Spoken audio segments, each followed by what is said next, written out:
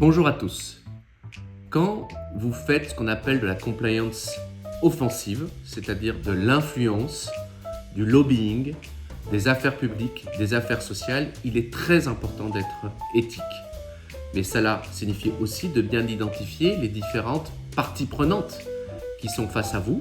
Et l'art du lobbying, c'est de bien regarder quelles sont les positions, quels sont les écrits de ces personnes, comment elles interagissent, comment elles interviennent au niveau des réseaux sociaux pour pouvoir identifier votre marge de manœuvre. Parce que faire du lobbying éthique signifie une seule chose, c'est d'épouser l'intérêt général et de faire valoir vos droits par rapport à cet intérêt général.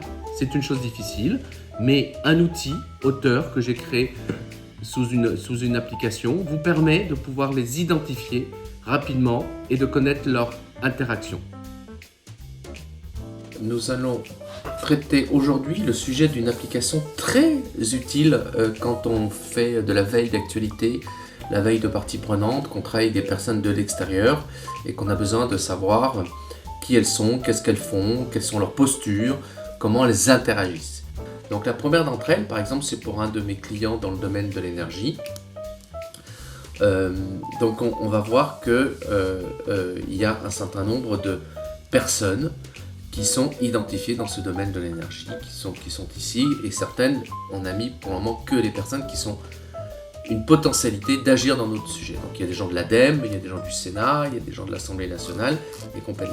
Et puis, petit à petit, on voit que par exemple qu'un monsieur comme Jean-Luc Fugit, il est très intéressant parce qu'il est à la commission d'économie et d'énergie, il est au Conseil supérieur de l'énergie, et donc il s'agit de l'atteindre d'une façon très rapide si on veut savoir ce qu'il dit. Il y a son LinkedIn, son site internet, son Twitter, et bien sûr son Assemblée nationale. Voilà. Donc ça c'est un point qui est très important que l'on peut faire. Donc il y a une partie, j'allais dire médiatique, ADN, et une partie médiatique. Mais des fois on ne se souvient pas forcément de ce qui en a parlé, donc c'est intéressant d'avoir par institution, par localisation des fois.